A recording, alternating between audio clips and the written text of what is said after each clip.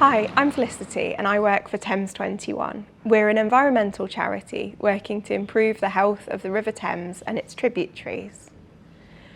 We engage community groups, volunteers, local stakeholders and citizen scientists. And one of our citizen science volunteers, Janice, is here with me today. Hi, I'm Janice Brucebrand and I volunteer for Thames21 and I'm also a Thames21 River Ambassador. And recently, Janice was involved as a team captain at the Big Wet Wipe Count, which is one of our biggest citizen science events in Hammersmith in West London. When we go to the foreshore in Hammersmith, we put down what we call these quadrats, so these metres squared, and we lay them out in a grid. And we set everyone up with wellies and gloves and litter picking equipment. And it's one of our most exciting and engaging days where people can survey the state of wet wipe pollution on the foreshore of the tidal Thames. And to do that, we bring 50 or so volunteers at a time on the lowest low tide. And we rely on our amazing team captains, like Janice, to lead their team. So Janice, what does your team get up to when they get down onto the foreshore? Right. It's quite a mucky job actually. I'm just trying to think about the structure of when the quadrats are laid out. Do we do it timed? Yeah. Is it timed? It is timed. So we always time it to make sure that we're recording the same things every time. Right, okay. So once we arrive at the river, we get out our clipboards and our timers, and we have probably about 4 or 5 people working in a group along a section of the river from the high water mark down towards the low water mark. And we then time each quadrat, counting out the amount of wet wipes that are laying in, well, sometimes they're all sort of wrapped together and they form a bit of a rope, but we time as we're counting, and once we get to, I don't know what it is, the amount of people per square, there's some sort of a formula, something like that. But anyway, so it's something along those lines, yes. And at the last Big Wet Wipe Count, how many were the most wet wipes you had in a quadrat on your transect? I don't think that we had a very heavily polluted section that I was working in, but I would say that we probably found about 20, maybe 25 in one of the lower quadrats towards the low water mark. So you had one of the cleaner transects. We had one of the cleaner areas, because in the most polluted transects, we have more than 100 wet wipes per metre squared in a surface sample. And we found that we were removing thousands of wet wipes in one event.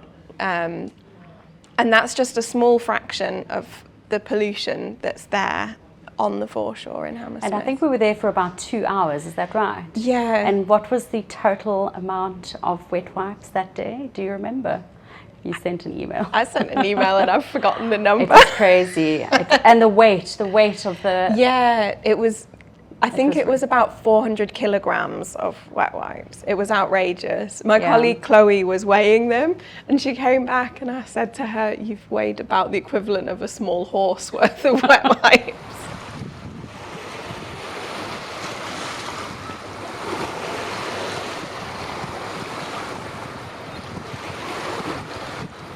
So Felicity, when we surveyed Limekiln Dock, what are the most common items that are washing up and that are being found in those quadrats when we survey?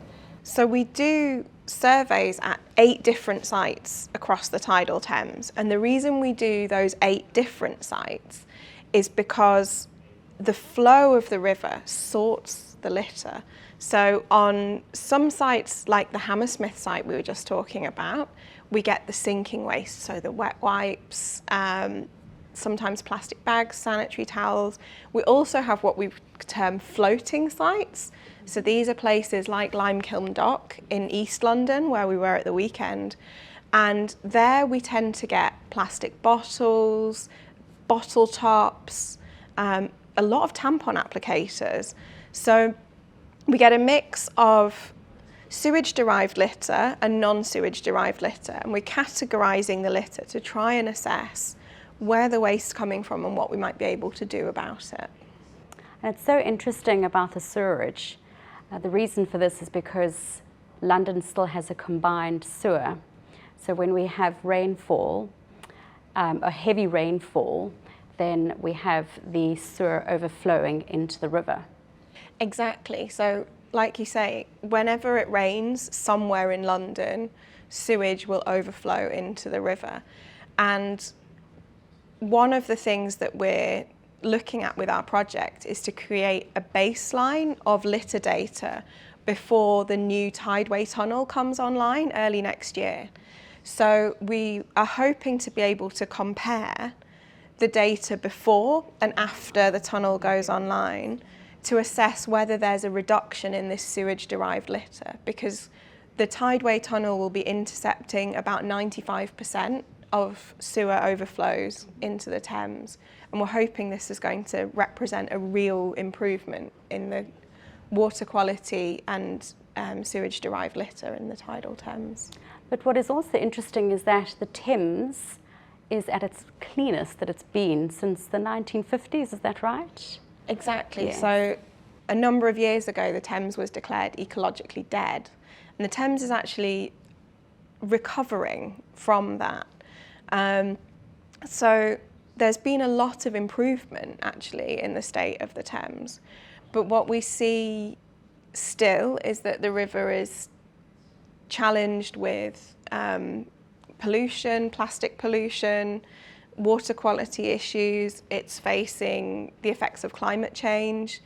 And so all of the things that we're doing to monitor and improve the health of the river continue that recovery and help respond to future challenges.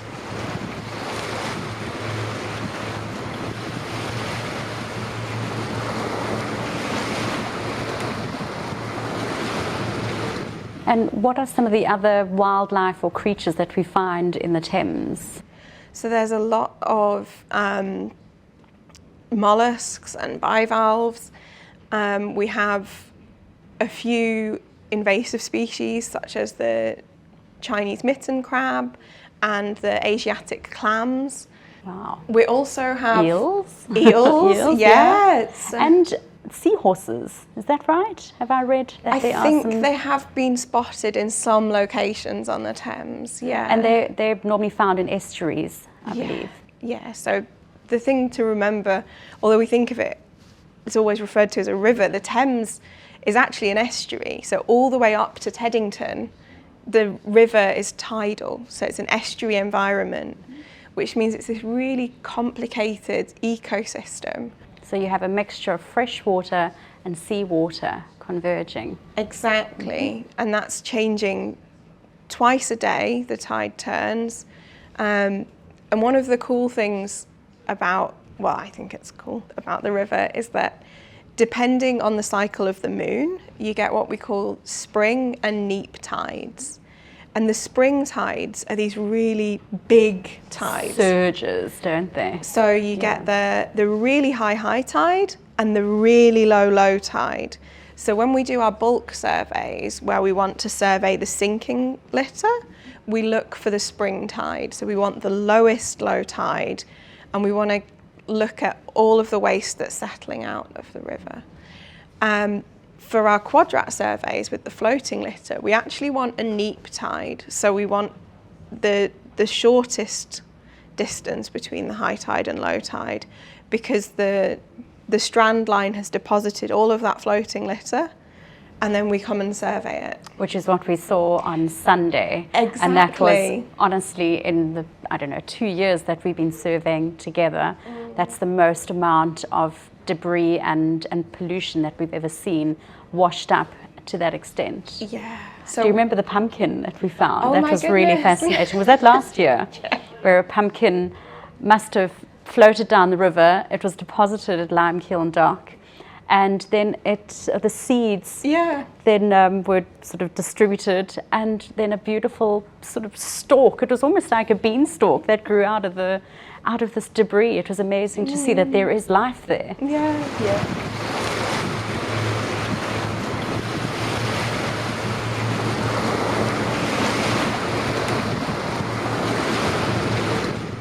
Felicity, what happens to all the litter that we collect on our surveys and cleanup days? So there's two routes that we remove the litter. Sometimes we'll use a local waste removal partner. The most exciting option is in some places we can get a massive yellow litter cage that the Port of London Authority puts down for us, and then they'll come on the high tide, the buoy floats up from the cage and they'll take the cage away downstream and dispose of the litter. So if you're out and about in London and you see a big yellow cage on the foreshore, sometimes you'll see them in front of the South Bank or round and about. I always spot them now, and there's going to be a clean-up. That's a sign. That's a sign there's going to be a clean-up. So who can get involved in cleanups? So our cleanups are available for people to book. Can anyone join a cleanup? Absolutely. So we welcome adults and children. Our community events, you can bring, the whole family can get involved. If you have a look on our website, Thames21 website, then you can find all of our events on the tidal Thames and the tributaries. So we've got stuff happening all across London that you can get involved with. And that's through summer and winter? Absolutely. So come and get involved.